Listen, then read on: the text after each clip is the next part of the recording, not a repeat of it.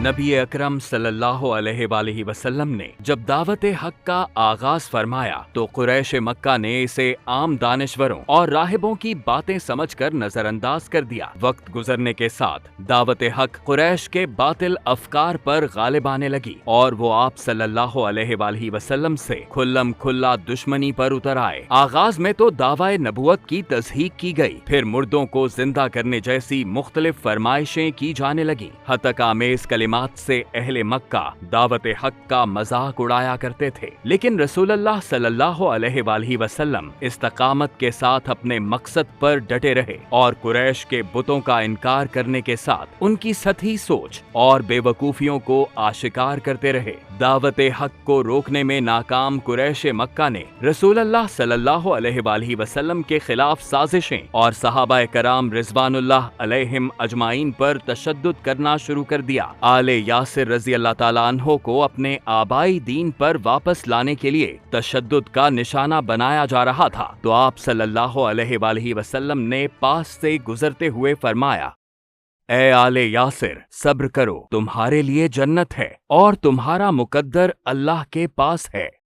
बेइंतहा जुल्म तशद्दुद के बाद कुरैश को एहसास हुआ कि महज जिस्मानी तकालीफ दावत हक को रोकने के लिए काफी नहीं, तो आप सल्लल्लाहु अलैहि वसल्लम और मुसलमानों पर तनकीद शुरू कर दी। वलीद बिन मुगीरा जैसे सरदार मशवरा करते कि रसूलुल्लाह सल्लल्लाहु अलैहि वसल्लम को शायर, काहिन और दीवाना बताया जाए और दलील न मिलने की सूरत में आप सल्लल्लाहु अलैहि वसल्लम को साहिरुल बयान यानी लफ्जों का जादूगर कहा जाए। अहले अरब को गुमराह किया जाता कि ये शख्स अपने लफ्जी सहर से लोगों को माँ, बाप, भाई, बीवी और अपने खानदान से जुदा कर देता है, लेकिन ये हरबा भी इस्लाम की दावत को रोकने में नाकाम हो गया। अब कुरैश मक्का नजर बिन अल हारिस के जरिए मजालिस में नबी अकरम सल्लल्लाहु अलैहि वसल्लम के दावत देने के बाद लोगों को अहले फारस के मजाहिब की कहानियां सुनाते, अफवाहों के जरिए कुरानी आयात को जबरनामी ईसाई की तरफ से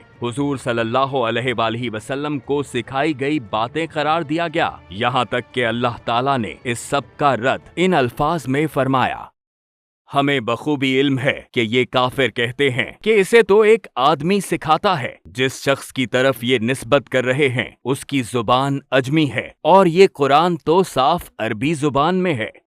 कुरैश मक्का की जानिब से दावत हक की मुखालिफत का सिलसिला ना रुका, यहाँ तक कि जब मुसलमानों ने हिजरत हबशा की तो उन्होंने अपने दो सफीर अमर बिन अल आस और अब्दुल्लाह बिन रबिया को शाह नजाशी के पास भेजा और कुरान मजीद में ईसाइयत की बेहुरमती के इल्जामात के साथ मुहाजिरीन की वापसी का मुतालिबा भी किया। इस मौके पर हजरत जाफर बिन अबी तालिब रज़ी अल्लाह ताला अन्हु ने कुरानी आयात की तलावत फरमाई।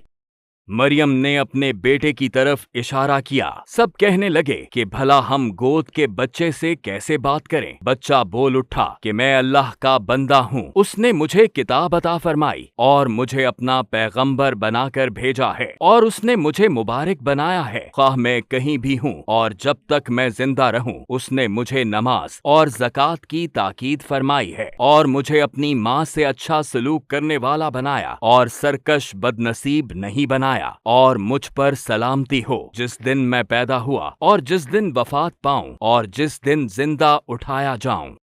इस पर नजाशी ने कुरैश के सफीरों से कहा, तुम लोग वापस जाओ, खुदा की कसम मैं इन लोगों को आपके हवाले नहीं करूंगा। और इस तरह कुरैश की साजिश एक बार फिर नाकाम हो गई। जब इस्लाम की दावत बातिल पर हावी हो गई तो कुरैश मक्का ने अल्लाह के रसूल सल्लल्लाहु अलैहि वसल्लम और उनके अजीजो अकारब से समाजी और मुआशी कतए ताल्लुकी शुरू कर दी। एक मुआहिदे के तहत बनु हाशिम और बनी अब्दुल मुतलिब से लेन देन और मुकम्मल कतई ताल्लुकी का ऐलान करते हुए उन्हें शेबे अबी तालिब तक महदूद कर दिया गया। इस मुआहिदे की तहरीर खाना काबा की दीवार पर लगा दी गई और ये बायकॉट 3 साल तक चलता रहा। सख्त मुफलिसी और फाकों से दो चार रसूलुल्लाह सल्लल्लाहु अलैहि वसल्लम और उनके खानदान का जिंदा रहना दुश्वार हो गया। इस दौरान हजरत हशाम बिन अमर रज़ी अल्लाह ताला अन्हु जैसे चंद मुखलिस अफराद चुपके से पानी और ग़िज़ा की चीजें घाटी में पहुंचाते।